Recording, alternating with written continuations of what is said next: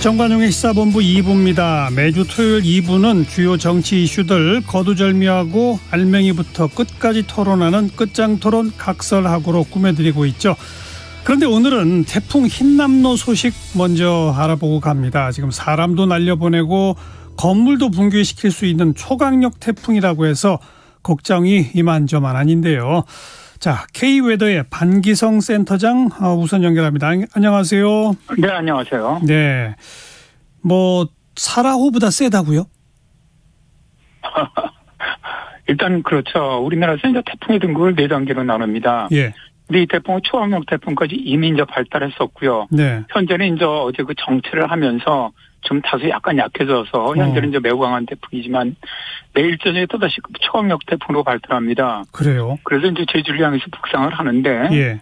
저희들이 이제 무서운 태풍이라고 부르는 것은 서태평양상에서 얼마나 강하게 발달했냐 이거보다는 우리나라 주변에 들어왔을 때 또 우리나라에서 상륙을 하는지 아니면 서해상으로 올라가는지 그렇죠. 대한해구로 빠지는지 이거를 갖고 예. 되게 좀 구분을 하는데 예. 이번 태풍을 무섭게 보는 것은 일단 강하게 올라오고 있고 두 번째는 남해안으로 상륙하기 때문입니다. 예. 그 경로가 남해안 상륙은 거의 확정적이에요? 바뀔 가능성 없습니까? 이게 이제 어제 그저께만 하더라도 이 태풍이 이제 남쪽으로 내리면서 정체를 했거든요. 예. 그러면서 어느 쪽까지 더 내려가느냐에 따라서 이제 올라오는 방향이 틀려지거든요. 예. 근데 원래는 처음 예측을 했을 때는 대한해협 쪽이었죠. 예. 그랬다가 이제 어제서부터 점점 우리나라 쪽으로 붙으면서 어제는 거의 부산을 스치면서 지나가는 걸로 예측을 했다가 예. 오늘 아침에 이제 기상청에서는 이제 드디어 거제 쪽으로 상륙하는 것으로 바꿨습니다. 그러니까 이게 이제 태풍이 일단 오늘서부터 이제 방향을 잡았거든요. 어제 예. 오후서부터 잡아갖고 올라오기 시작을 하면은 현재 우리나라는 이제 동쪽으로 북태평양 고개설이 버티고 있고 서쪽으로는 티벳 고개를 버티고 있습니다. 그럼 태풍은 그 중간으로밖에 못 갑니다. 그게 즉 따지면 현재 길이 우리나라 쪽으로 열려 있는 건데 이게 이제 오면서 많이 정 바뀐다면은 제가 볼 때는 일본 쪽으로 갈 확률은 거의 없고요. 또 서해상으로 올라가기도 좀 어려워 보이고 결국 전라도 쪽으로 들어오느냐 경상도 쪽으로 들어오느냐의 차이가 아니겠냐. 그 정도 변화는 있을 수 있지만 결국 거의 남해안 쪽으로 상륙한 거는 확률상으로 보면 80% 이상으로 봅니다. 네. 그리고 가까워지면서 강도가 더 좀 크게 약화될 가능성도 별로 없습니까? 일단 약화는 되죠. 당연히. 예. 일단 내일 저녁에는 이제 초강력 태풍으로 다시 지금 그쪽이 해수 온도가 굉장히 높습니다. 그래서 올라오는 수역 쪽에 그래서 그쪽에서 이제 초강력 태풍이 일단 발달을 하지만 이제 올라오게 되면은 이제 북상을 하면서 여러 가지 이제 해수 온도가 좀 더 낮아지기도 하고 이런 어떤 매찰도 있고 그렇기 때문에 약간씩 약해집니다. 그렇더라도 일단 거의 제주 인근을 통과할 때도 거의 한 50m 초속 가까이 일단 통과할 것으로 보거든요. 그러면은 제주도를 일단 부딪히기 때문에 바로 우측으로 통과할 것으로 보는데, 그럼 제주를 부딪히면 세력이 한 20-30% 정도가 줄어듭니다. 약해집니다. 그렇더라도 남해안 쪽으로 와서 거제 정도 상륙할 때니까 부산 서쪽이죠. 이때 정도도 현재 예상으로는 거의 초속 43m급 아주 매우 강한 태풍으로 예상을 하고 있거든요. 그러니까 약해지더라도 우리나라의 지금 현재 기상청 예상입니다. 남해안에 상륙하는 태풍, 그러니까 제주도를 통과할 때 태풍 강도, 또 남해안에 상륙할 때 태풍 강도로 볼 때는 최강이라고 보시는 게 맞습니다. 그럼 과거에 사라호, 매미 이거보다도 강하다? 네, 그렇습니다. 우리나라 피해를 가장 크게 줬던 태풍이 루사 매미죠. 루사 같은 경우는 인명피해가 840명, 재산피해 5조 1천억 원. 태풍 매미 같은 경우 인명피해가 130명, 재산피해가 한 4조 2천억 원. 굉장히 컸던 태풍이죠. 이 두 태풍과 지금 북사하고 있는 흰남노 공통점이 9월 태풍입니다. 그다음에 이제 남해안으로 상륙하는 태풍이라는 점이죠. 그리고 제가 좀 전에도 말씀드렸지만 태풍의 강력함을 나타내는 것이 기압 혹은 풍속입니다. 루사의 경우 제주도에 근접할 때 최저 기압이 960 헥토파스칼이었고요. 최대 풍속이 36m 초속이었습니다. 매미가 제주도 근접할 때 950 헥토파스칼, 그러니까 매미가 좀 더 강했죠. 최대 풍속 41m로 유독 통과할 때 순간제도 풍속이 초속 60m까지 불었죠, 이때. 예. 그런데 흰남노 예상으로는 제주도 통과할 때 기압이 940입니다. 아이고. 그리고 중심 최대 풍속이 거의 47m 정도거든요. 그러니까 루사보다는 11m, 매미보다는 6m 이상 강한 최악의 태풍이라고 일단 할 수가 있는데, 매미가 통과할 때 제주가 순간 최대 풍속이 60m가 불었다면 이번에는 이 강도로 정말 예상대로 올라온다면 70m 이상 기록하지 않겠나 보는데요. 이 태풍은 왜 바람이 강하면 피해가 커지느냐 하면은 풍속이 강해질수록 풍압이 커집니다. 근데 풍압은 이 제곱승으로 강해지거든요. 네. 그러니까 지금 일단 제주 근처에서 풍속으로 인한 피해를 예측을 해본 루사보다는 한 1.7배, 매미보다는 한 1.3배 정도 강한 태풍이라고 보시면 됩니다. 정말 걱정이네요. 지금 그럼 시점상으로 보면 제주도는 제일 위험할 때가 언제고 남해안 지역은 언제부터입니까? 일단 5일 오후부터 제주도는 직접적인 영향권 안으로 들어가고요. 남해안 쪽은 5일 밤이면은 들어갈 것으로 보이고 전국 대부분 지역은 6일 새벽부터는 태풍의 직접적인 영향권에 들어갈 것으로 봅니다. 현재 이제 예상진로대로 기상청 예상진로대로 이동을 한다면 가장 큰 피해를 받을 지역이 제주도, 그다음에 경남 지역, 남해안 지역 그리고 동해안 지역입니다. 이 지역이 가장 위험한 피크 타임이라고 저희들이 얘기를 하는데. 제주도가 이제 5일 밤 10시부터 6일 새벽 3시 사이, 남해안이 6일 새벽 4시부터 오전 사이, 경남 및 부산 지역이 6일 아침 6시부터 오후 2시 사이, 동해안 쪽은 6일 오후 5시까지 됩니다. 네. 뭘 어떻게 대비해야 그나마 피해를 좀 줄이겠습니까? 사실 기상청에서 지금까지 온 태풍 중에 가장 강하다 보니까 도대체 이게 얼마만큼 큰 피해를 줄 것인지 예상조차 어렵다고 어제 브리핑을 하던데요. 네. 사실 이게 지금 우리가 어쨌든 지금 거의 보면 올 것으로 보는데 세력이 정말적으로 그렇게 강하게 올 것이냐는 좀 더 봐야 되겠지만 하여튼 최악의 태풍이 될 확률은 높습니다. 그래서 일단 태풍이 온다고 하면 먼저 기상청 예보에 좀 관심을 기울이시고요.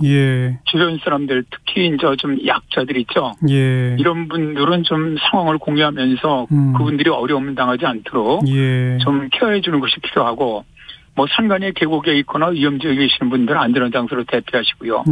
또 문제는 지금 태풍이 올라오기 이전에 이미 지금 그 전면부의 수렴대에서 비가 지금 내리고 있거든요. 그렇죠. 이게 이제 오늘 지금 제주 남해안 지역, 내일은 남부지방, 모레는 이제 수도권까지 올라오는데 태풍이 들어오면서 비가 많이 내리는데 태풍 이전부터 지금 비가 오기 때문에 굉장히 이 토양이 연약해질 가능성이 높습니다. 그래서 산사태라든가 축대 옹벽 붕괴 사건이 많이 발생할 겁니다. 그래서 이런 지역들 사시는 주민들은 미리 좀 대피해 줬으면 좋겠고요.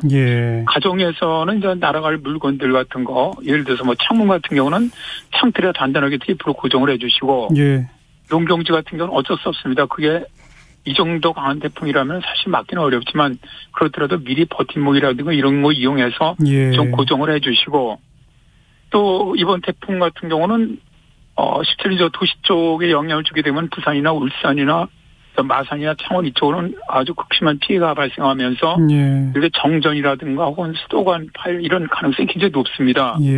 그래서 정전에 대비해서 랜턴이나 배기 등 미리 준비해 두시고 욕실에다 물도 좀 미리 받아주시는 것도 좋습니다. 그리고 제가 항상 얘기하는 건데 태풍이 일단 영향을 주기 시작하면 절대로 밖에 나가는 건 안 됩니다. 그렇죠. 대개 이 태풍이 올라오면 사람들이 이거 지붕이 날아가, 눈뜨기 무너지겠어 하고 나왔다가 다 이제 사망하신 분들이 전체 사망자의 50% 정도가 되거든요. 맞아요. 그러니까 하여튼 태풍이 일단 올라오면은 절대 이제 그때부터는 이제 움직이지 마시고 태풍이 지나갈 때까지 그냥 집안에 계시는 것이 가장 좋습니다. 오늘 내일 중에는 좀 최선을 다해서 사전 대비를 하시고 월요일부터는 가급적 좀 안전한 곳에 계시는 것이 꼭 필요하겠네요. 네, 그렇습니다. 단단히 각오를 해야 될 것 같습니다. K웨더의 반기성 센터장, 제가 지난 수년 동안 여러 차례 우리 반기성 센터장과 인터뷰했습니다만 오늘 목소리가 가장 비장하게 들려서 저도 정말 걱정이 더더욱 큽니다. 네, 그렇습니다. 여기까지 듣죠. 고맙습니다. 네, 고맙습니다. 자, 이번에 KBS 제주 총국을 연결해 보겠습니다. 제주도는 벌써부터 비가 내리기 시작한 지 오래됐죠. 강풍특보도 내려졌다는데요. 강나래 리포터. 네, 안녕하세요. 제주입니다. 현재 제주 상황 어떻습니까? 네, 제11호 태풍 흰남노가 제주를 향해 북상하면서 제주는 이미 태풍의 간접 영향권에 들었습니다. 제주는 이틀 전부터 종일 비가 내리고 있는데요. 조금 전 이 낮 12시를 지나면서 지금 제주시 지역에는 구름 사이로 해가 잠깐씩 비치고 있고요. 비는 그친 상황입니다. 예. 하지만 이 낮 12시를 뒤해서요. 또 제주 산지에는 호우주의보가 발효가 됐고요. 그리고 제주 남부와 동부 지역에도 호우 예비특보가 발효 중인 가운데 비가 내렸다 그쳤다를 반복하고 있습니다. 예. 어제부터 오늘 오전까지 한라산 진달래 밭에는 205mm가 넘는 비가 내렸고요. 동부 지역인 성산과 표선에는 137mm의 폭우가 쏟아졌습니다. 제주 지방 기상청에 따르면요, 모레까지 돌풍과 천둥 번개를 동반한 시간당 30에서 50mm의 매우 강한 비가 쏟아질 것으로 전망하고 있습니다. 네. 제주도 지금 비상체제 돌입했죠? 네, 맞습니다. 큰 피해가 우려가 되면서 이 상황실 신고 접수 인력도 늘렸고요. 제주도가 이 비상근무에 들어갔습니다. 재난 상황실에서는 24시간 근무에 들어가서 피해 상황을 살피고 있는 중인데요. 다행스럽게도 현재까지 접수된 피해는 없습니다. 이 침수 피해를 막기 위해서 배수로 준설 작업도 하고요. 강풍으로 인한 피해가 없도록 사전 점검과 조치를 진행하고 있습니다. 제주 기상청 예보대로라면요. 제주는 다음 주 월요일부터 직접적인 영향을 받고 화요일 새벽에는 가장 근접할 것으로 예상되고 있습니다. 그리고 제주 도내 항포구에는요. 이미 어선 1,900여 척이 태풍을 피해서 정박을 했고요. 밧줄로 어선들을 단단히 묶어놨습니다. 예, 항공기와 여객선 운항에 차질이 클 텐데 먼저 바닷길 상황 어떻습니까 지금? 네, 오늘 이 총 4편의 여객선이 운항될 예정이었어요. 예. 그런데 현재 지금 1시를 기준으로요. 한 편을 제외하고는 모두 결항된 상황입니다. 바다 사정이 점차 악화가 되고 있으니까요. 예. 실시간 운항 정보를 확인하셔야겠습니다. 이 바닷길 실시간 운항 정보는요. 제주항 여객터미널 홈페이지에 접속하시면 실시간으로 확인하실 수 있습니다. 항공기 운항은 지금 어떻습니까? 네, 항공기 역시 현재까지는 다행스럽게도 결항이 없습니다. 항공사에서 오는 연락들 꼼꼼하게 확인해 주시고요. 그리고 이 인터넷 포털 사이트에 제주국제공항을 검색하셔서 공식 홈페이지로 방문을 하시면요. 운항 정보와 운항 스케줄을 실시간으로 확인하실 수 있는데요. 여기에 결항 상황뿐만이 아니라 이 지연 상황도 확인하실 수 있습니다. 항공기가 결항될 때를 대비해서 여행객들에 대한 비상 수송 계획도 있다면서요? 네, 맞습니다. 제주를 찾으신 분들이 이 제주에서 나가기 위해서는 배나 비행기를 이용하는 방법밖에 없잖아요. 예. 그렇기 때문에 이렇게 태풍 때문에 이 배나 비행기가 결항되는 상황에서는 많은 분들이 당황해 하십니다. 이번 이 제11호 태풍 흰남노로 인해서 항공기가 결항이 됐을 때 체류객들이 발생할 때를 대비해서요. 제주도정과 제주공항공사가 연락을 하면서 택시와 전세버스를 투입해서 단계별로 이 비상수송에 나설 계획이라고 합니다. 아직까지 뚜렷한 몇 시부터 비상수송에 나간다 이런 계획은 안 나왔는데요. 예. 제주공항 안내 데스크와 그리고 제주도 재난대책안전본부를 통해서 정보를 얻을 수 있는데요. 연락처를 제가 찾았는데 이거 좀 알려드릴게요. 예.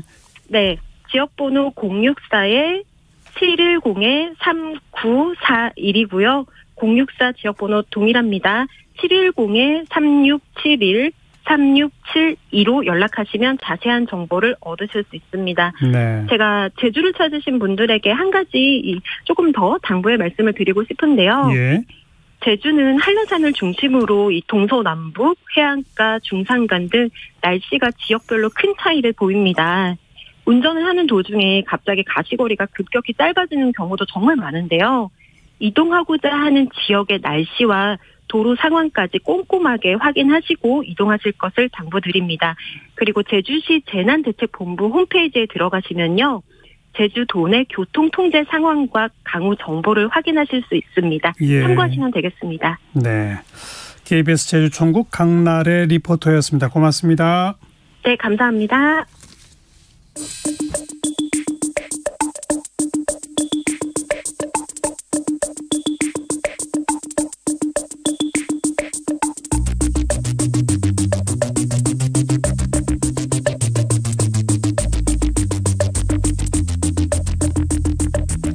뜸들이지 않습니다. 알맹이부터 찌릅니다. 고수들의 진검승부, 끝장토론 각설하고. 네, 끝장토론 각설하고 국민의힘 혁신위원 천하람 변호사 그리고 민주당 대변인 지내신 현근택 변호사 두 분 나오셨어요. 어서 오십시오. 네, 안녕하세요. 안녕하십니까. 네, 자, 초반부 공통질문부터 시작합니다. 이번 주 가장 뜬 인물, 가장 진 인물. 먼저 뜬 인물 우리 천하람 변호사 누구? 네, 이재명 대표로 정해봤습니다. 대표가 됐으니까. 네, 대표가 됐으니까도 있고요. 그때 이제 이재명의 민주당이라는 얘기가 굉장히 잘 어울리는 구성이 됐습니다. 일단 최고위원 구성도 전부 이제 친명 1색으로 대부분 뭐 고민정 의원 정도만 빼고는 구성이 됐고, 또 소환 통보가 있은 이후에도 뭐 전쟁이다라는 표현이 뭐 걸맞을 정도로 민주당에서 대변인 논평까지 동원해가지고 일치단결해서 우리가 이재명 대표 지켜야 된다라는 분위기로 가고 있고, 또 내일은 민주당에서 이것도 정치 수사 뭐 규탄한다 해가지고 긴급 의원총회까지 소집을 해놨더라고요. 예. 이런 것들 보면 일단 이재명 대표로서는 당을 충분히 잘 장악하신 상황으로 보이고 본인의 능력이 있다면은 보여줄 수 있는 기회를 잡을 것 같다, 이렇게 평하겠습니다. 네. 현근택 변호사는 이번 주 어떤 인물? 저는 사실 인물을 고민하다가요, 세력, 검핵관, 새로운 권력의 중심으로 들어오는 거 아니냐. 예, 왜 그러냐면 뭐 다 아시다시피 청와대 많은 분들이 지금 뭐 그냥 하루아침에 전화 받고 일요일 날 저녁에 전화 받고 나갔다 이런 분들 되게 많거든요. 비서관들도 그렇고. 예. 사실은 뭐 잘 그런 경우 없죠. 예전에 미리 언지를 주고 언제 정도 나가라 준비할 수 있게 하는데 그냥 일요일 날 저녁에 전화 와가지고 나갔다는 분들 비서관급이 흔치 않은 일인데 그럼 그걸 누가 주도하고 있느냐. 결국은 이제 민주당에서는 육상시라 그러는데 지금 총무, 인사, 공직기강 여기서 이제 주도하고 있다라는 게 이제 언론 보도 나오고 있잖아요. 예. 이분들이 공통점이 다 검찰 출신이라는 거예요. 검사 출신도 있고 뭐 검사 수사관 출신도 있는데 이런 분들이 결국은 윤석열 대통령의 가장 측근 아니냐. 그 전에 우리가 뭐 윤핵관 그랬는데 그때만 해도 윤핵관 뭐 별거 아니야. 서열 뭐 10이 넘어 막 이런 얘기들이 있었거든요. 근데 이번에 사건을 딱 보면 그분들이 그렇게 서열이 높지 않았구나 이런 것 같아요. 드러난 것 같아요. 진짜 핵심은 검찰 출신 용산 대통령실 근무하는 핵심 관계자들이다. 그렇죠. 네. 그래서 뭐 검핵관뿐 아니라 용핵관이란 용핵관도 나옵니까? 너무 이 갖다 붙이는 게 너무 많은 것 같아요. 근데 검핵관이 맞는 것 같아요. 왜냐하면 용산 핵관이라 그러면 조금 불분명하거든요. 그리고 검찰 출신 핵관 이게 맞는 것 같습니다. 자, 이번 주 진인물 천하람 변호사. 네, 권성동 원내대표로 정해봤습니다. 그러니까 그립이 확실히 굉장히 약해졌구나라는 게요. 의원총회에서 권성동 원내대표가 앉아 있는데 면전에서 물러나라라고 한 분들이 굉장히 많더라고요. 예. 뭐 심지어는 장제원 의원이랑 좀 손을 잡은 것처럼 여겨졌던 안철수 의원마저도 물러나야 된다. 뭐 이런 식의 얘기를 하고 있고, 뭐 이런 얘기 한 분들이 뭐 이제는 일일이 얘기를 할 수 없을 정도로 굉장히 많아졌어요. 그래서 결국은 물러난다는 뜻을 밝힌 거죠? 그렇죠. 본인도 이게 정리가 되고 나면 거취를 내가 밝히겠다라고 했는데, 근데 권성동 원내대표 내심으로는 분위기가 괜찮아지면은 좀 더 하고 싶은 마음도 있을 겁니다. 근데 왜냐하면은 이게 이렇게 불명예스럽게 퇴진하고 나면은 당 지도부를 맡을 어떻게 보면 가능성은 앞으로도 거의 없어지는 거기 때문에 좀 수습을 더 길게 적극적으로 하고 싶겠지만은 이미 당내 분위기는 그걸 용납하지 않는 수준까지 왔다. 그래서 저도 권성동 원내대표 정해봤습니다. 금주의 진인물 현근택 변호사는? 저는 뭐 김건희에서 안 꼽을 수 없는 게 한 3가지 정도 있는 것 같습니다. 이번 주에 아마 이 도이치모터스 관련된 그동안의 윤석열 대통령의 해명과 좀 어긋나는 녹취록이 나왔죠. 뉴스타파에 나왔는데 결국 핵심은 2가지였던 것 같습니다. 한마디로 얘기하면 나는 그냥 맡겨놓고 해서 매매 관여 안 했다. 이제 이렇게 본인이 아니죠. 부인이 1인 매매로 맡겨놔서 전혀 관여 안 했다 했는데 하필이면 그 문제가 되는 2010년 1월 12일, 13일에 녹취록이 이제 법정에서 나왔다는 게 보도가 됐고요. 뭐 사주세요, 얼마에 사주세요 이런 녹취록이 나왔다는 거. 네. 그다음에 윤석열 대통령이 기억하시겠지만 토론 과정에도 5월 20일 날 계좌를 옮기는 이후에는 관여 안 했다. 거래 끊었다. 그 사람 이모 씨랑 그렇게 얘기했는데 또 지금 녹취록 보니까 6월 달 녹취록이 나왔거든요. 6월 16일 날 녹취록이 나온 거 보면 그 두 가지 발언 자체가 사실이 아닌 걸로 보이고 두 번째는 뜨거웠던 게 결국은 그 뭐 팔찌라든지 아니면 브러쉬라든지 장신구 부분이 그때 언론에 보도되기는 합치면 한 1억 정도 되는데 해외 순방 중에 그렇죠. 착용한 보석들. 근데 이제 해명을 어떻게 했냐면 뭐 처음에는 현지에서 빌렸다 그랬는데 뭐 그런 게 아니라 뭐 지인한테 빌렸다. 그다음에 뭐 어디 소상공인한테 샀다 그러는데 사실은 소상공인이 샀으면 그냥 영수증 제시하면 되는 것이고 빌렸다 그러면 누구한테 예를 들어서 빌렸다 그러면 되는 거거든요. 근데 그런 얘기는 없이 그냥 빌렸다. 한마디로 얘기하면 누가 봐도 이게 다 500만 원 이상인데 재산 누락시킨 거 아니냐. 이제 그거를 피해가기 한 게 아니냐. 이제 의심을 살 수밖에 없고 세 번째는 이제 이것도 물론 본인 직접은 아닙니다만 이제 장모 관련된 건데 예. 이제 어쨌든 그 공공지구가 아직 수사 중이고 끝나지 않았거든요. 양평에. 그 부분인데 하필이면 거기에 수사하는 수사관이 취임식에 참석됐다라는 게 이제 보도 나왔는데 이제 해명도 뭐 무슨 상 받았다 그러는데 다른 분들은 안 갔고 하필이면 그 부분 중에 딱 찍어서 갔기 때문에 이번 주는 제가 보기에 아마 요 이슈들이 되게 이슈가 됐던 것 같습니다. 네. 뭐 코멘트 하실 거 있으세요?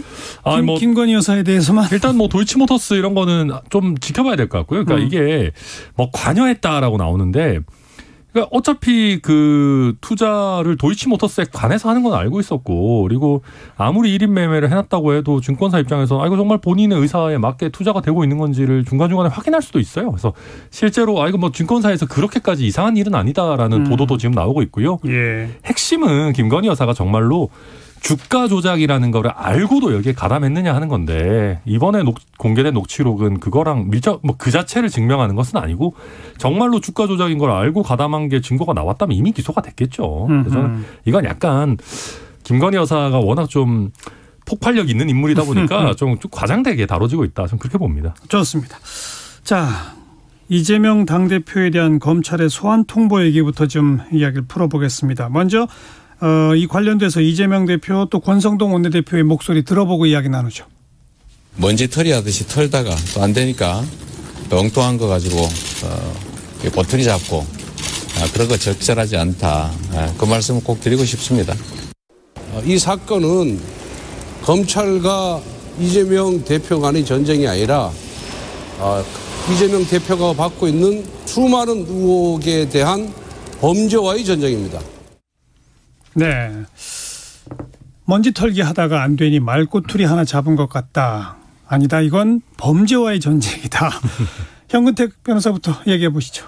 지금 아마 많은 뭐 청취자분들이 그럴 거예요. 이게 무슨 우리가 그동안 이제 대선 과정에 문제됐던 거는 무슨 대장동, 백현동, 무슨 뭐 FC 변호사비 뭐 많았잖아요. 뭐 법인카드 뭐. 근데 지금 나온 거 다 공직선거법이에요. 한마디로 얘기하면 공직선거법상 허위사실 공표. 그 허위사실의 내용이 뭐냐면 선거운동 과정에서 그렇죠. 거짓말을 했느냐. 백현동 이거죠? 관련해서 뭐 용도 변경이 뭐 강압에 의한 거였느냐. 그러니까 어쨌든 위에서 시킨 거에서 한 거다. 내가 자의를 한 게 아니다. 그다음에 그 돌아가신 분 김문기 그 처장을 내가 시장일 때는 몰랐다. 그다음에 뭐 초과이익 환수 조항에 대해서 내가 보고받은 적 없다. 이런 거거든요. 그러니까 사실 어찌 보면 그동안 우리가 알고 있던 백현동 그러니까 백현동 그 사건인가 보다 했는데 그게 아니거든요. 근데 이 허위사실 공표는 기본적으로 사실 적시냐 뭐 의견 표명이 굉장히 중요합니다. 사실 적시는 이제 증거에 의해서 증명이 가능한 경우고 그거 아닌 경우는 이제 의견 표명으로 보는 거거든요. 우리 방송에서도 명예훼손 문제될 때 항상 그게 문제되잖아요. 근데 중요한 거는 사실 적시인지 의견 표명인지 불분명할 때는 의견 표명을 봐줍니다. 대부분 수사에서도 그렇고. 왜 그러냐면 검찰의 우리 형사법의 기본 원칙이라는 게 무죄 추정이에요. 불리할 때는 피고인에게 유리하게. 예. 그러니까 사실 적시가 명백하지 않은 거는 기본적으로 의견 표명으로 봐야 되는데 제가 보기에 용도 변경에서 누구 강압을 받았다. 아니면 예를 들어서 그다음에 누구를 안다 모른다. 이건 개인적인 거예요. 사람에 따라 다를 수 있는 거거든요. 근데 이거를 가지고 지금 기본적으로 뭐 허위 사실이다. 그러니까 용도 변경에 대한 건 그 문서 나온 게 공문을 공개했잖아요. 박정환 의원에서 공개한 거 보면 이거는 뭐 성남시에서 할 겁니다. 성남시 재량입니다. 이제 그걸 근거로 하는 거거든요. 근데 그 전에 공문들을 보면 적극 협조해 주십시오. 이런 공문도 있어요. 중앙정부 쪽에서. 그렇죠. 국토부에서. 성남시에 보낸 공문. 그렇죠. 예. 그러니까 결국은 물론 당연히 용도 변경을 시에서 하는 거죠. 그걸 모르는 사람이 없어요. 근데 그거를 그 당시에 아시겠지만 박근혜 정부 때고 이재명은 기초단체장이었거든요. 예. 지금처럼 뭐 당대표도 아니고. 그러니까 기초단체장이 현 정부의 국토부가 어찌 보면 이제 영향이 굉장히 큰데 국토부가 기본적인 많은 권한을 갖고 있으니까 거기서 협조해라. 라면 어느 정도 이제 압력을 느낄 수 있다. 그다음에 안다 모른다 부분은 사실은 이건 굉장히 주관적인 거예요. 기억이 날 수도 있고 안 날 수도 있고 그런 거다. 예를 들어서 지금 여행 갈 때 같이 산 찍은이라든지 뭐 골프를 같이 쳤기 때문에 안다. 그거는 사실은 예를 들어 친구들끼리 뭐 이렇게 갔다. 이러면 이제 그게 어떤 근거가 될 수 있는데 예. 단체장이고 거기에 따라간 분들이거든요. 근데 그러면 예를 들어서 얼굴은 알 수 있죠. 근데 저분이 뭐 뭘 하시고 어떤 역할을 했고 그런까지 반드시 다 아느냐. 여행 갔다 오신 분들은 알 거예요. 골프 쳐분들은 알 것이고.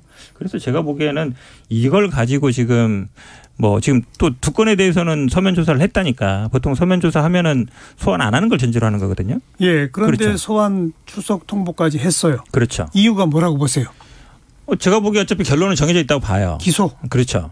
그런데 뭐 지금 6일이면은 9일날 공소시효니까 뭐 8일이나 9일날 할 거지 않습니까? 그러면 이제 이틀밖에 없는 거거든요. 예. 그 뭐 조사한 걸 가지고 반영해서 하겠다는 건 정도는 아니고 결론은 정해놨는데 그냥 한번 뭐 불러서 한번 불러보겠다 뭐 이 정도인 것 같아요. 제가 보기에. 정한남 변호사 어떻게 보십니까? 그러니까 최종적으로 소명 기회를 주는 거죠. 그러니까 근데 또 소명 기회를 안 주면 안 줬다고 또 뭐라고 합니다. 과거에 뭐 보면 뭐 정경심 교수 건 같은 경우도 뭐 사람들한테 부르지도 않고 뭐 전격 기소하냐 뭐 이렇게 하기 때문에 검찰로서는 그냥 일반적인 경우랑 비슷하게 서면 조사했다가 뭐 서면 조사에서 좀 뭐 예를 들면 부족한 부분이 있다거나 아니면 서면 조사에 답변을 안 한 부분에 대해서는 소환하셔서 그럼 하시라라는 거고. 심지어는 검찰에서 그렇게 얘기하고 있어요. 뭐 정 안 오고 싶으시면 안 와도 된다라고 얘기하고 있고 또 한 가지는 이걸 가지고 무슨 정치 보복이다 막 이렇게 얘기하시는데 이제 우리 국민들이요. 누가 소환된다 가지고는 꿈쩍도 안 하십니다. 재판 결과를 봐야 한다. 누가 기소된다도 솔직히 별로 그렇게 크게 신경 안 쓰시는 것 같고요. 정말 재판 결과가 나오거나 아니면 재판 결과가 나오기 이전이라도 어떤 확실한 증거가 나와서 이게 국민들께서 즉각적으로 받아들이실 수 있을 정도가 돼야지 예. 이재명 대표 이제 뭐 소환하는 거는 뭐 별 제가 봤을 때 큰 의미 없다고 보고요. 또 한 가지는 이게 뭐 대장동 백현동의 몸통도 아니고 뭐 이런 거 가지고 사람 뭐 망신주기 하냐라고 하지만 말꼬투리라는 표현. 그렇죠. 그런데 그렇게 따지면은 공직선거법상 허위사실 공표는 늘 말꼬투리 잡는 겁니다. 그리고 이게 공소시효가 얼마 안 남았기 때문에 이거부터 사실 지금 하는 거고 나머지는 정말로 실체가 뭐가 밝혀진다면 추가로 하면 되는 거고 실체가 없다면 또 거기에 대해서 방어권 행사하시면 되는 거기 때문에 이제 예고편 수준의 단계에서 벌써부터 이걸 가지고 뭐 정치 탄압이다라고 하게 되면 저는 민주당이 앞으로도 뭐가 계속 나올 때마다 언제 발을 빼야 될지 저는 타이밍을 못 잡을 거라고 봐요. 당 전체가 수렁으로 갈 위험성이 매우 크다. 그렇게 보입니다. 검찰은 아무튼 기소를 위해서 하는 거는 맞다고 보시죠? 저는 뭐 거의 그렇다고 봅니다. 그렇다고 보시죠? 예. 결국은 이제 이게 수사라는 게 항상 우리가 뭐 얘기하는 게 형평성 얘기 많이 안 할 수가 없잖아요. 제가 앞에서도 뭐 사실적시 의견 표현만 그랬는데 사실적시 중에 제일 문제가 되는 게 학력, 경력, 재산, 전과 뭐 이런 거거든요. 근데 김건희 여사에 대해서 학력, 경력이 문제 있다라는 건 다 본인도 인정한 거거든요.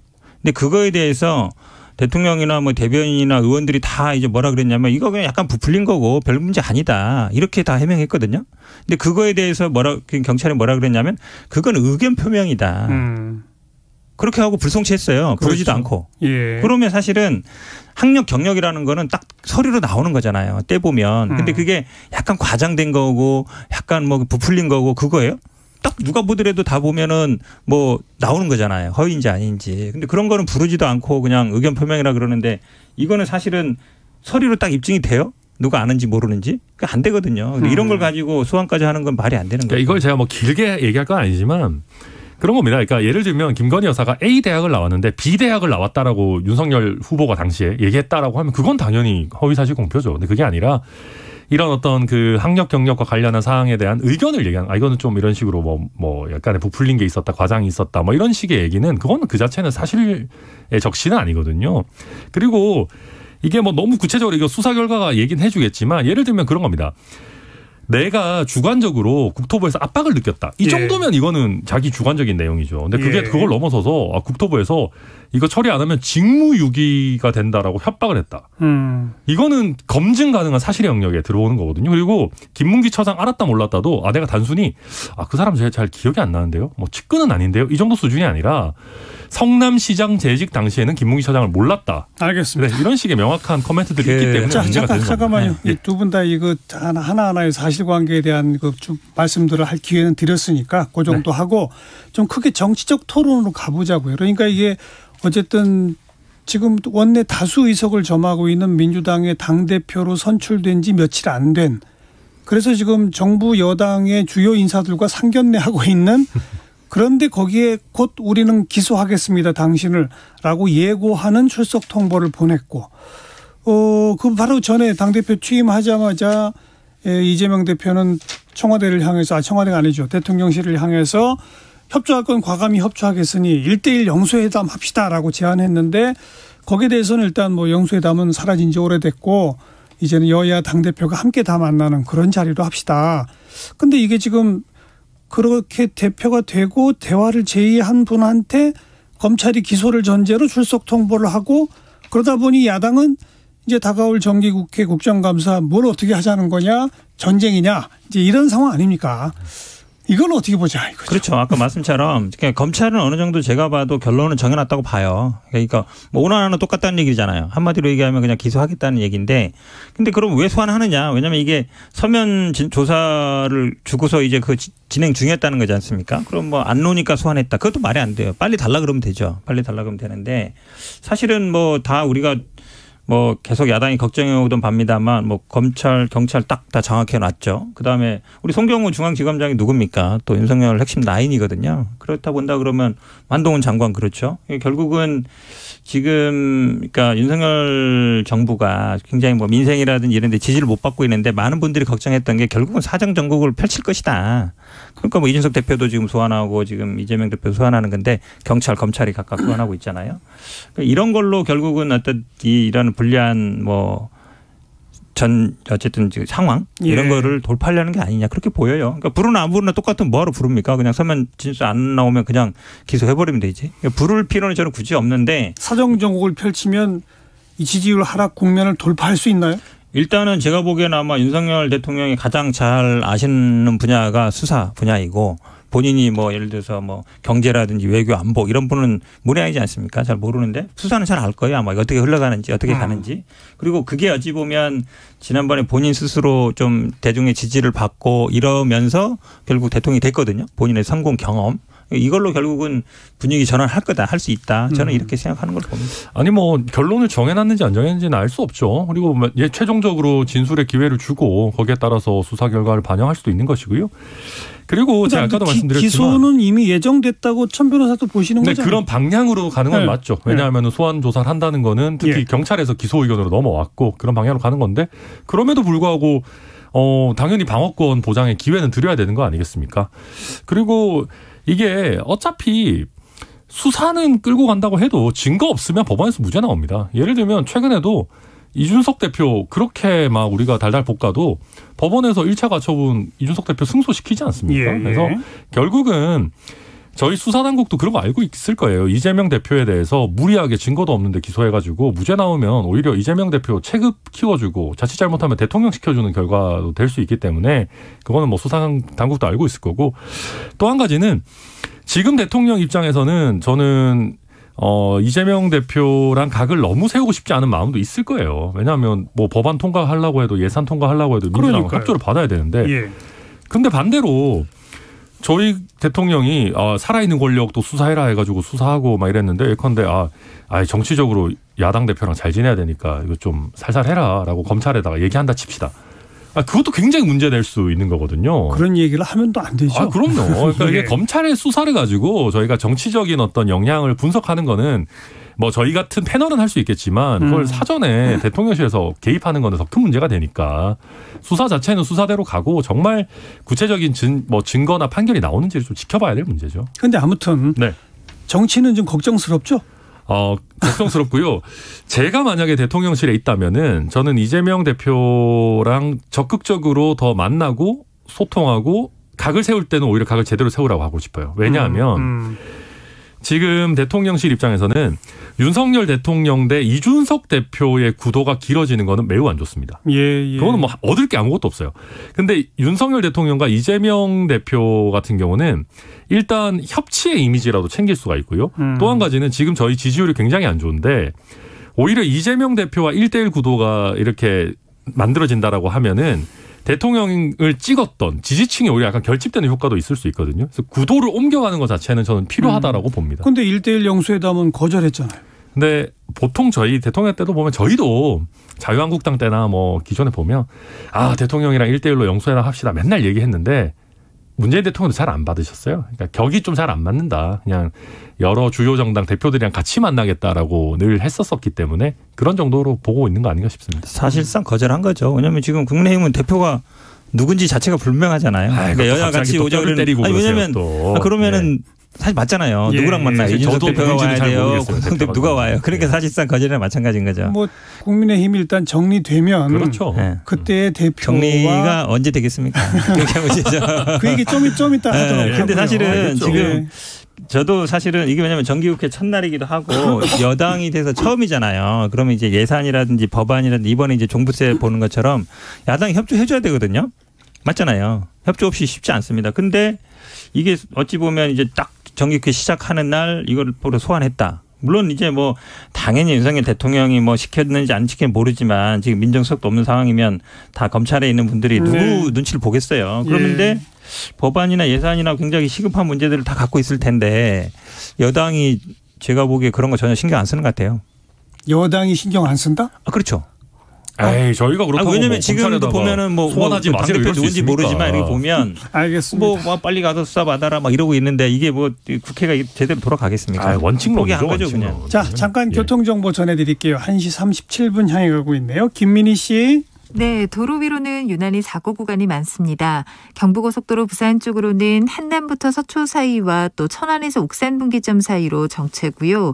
남청주 부근 2차로에서는 사고가 났습니다. 더 가서는 주감 휴게소에서 신탄진 사이로 속도 줄여 지납니다. 중부고속도로 하남 쪽으로 증평 부근 1차로에서도 사고가 나면서 오창 휴게소에서 진천 사이로 정체 심해졌고요. 더 가서 일축 부근에서도 사고가 있었던 만큼 부근으로 차량들 더디게 지납니다. 다시 남이천 부근과 다시 광주나들목에서 중부 1터널 사이로 정체되는데 중부 1터널 부근 1차로에서도 사고가 났습니다. 평택 제천고속도로 제천 쪽으로 안진터널 1차로에서도 사고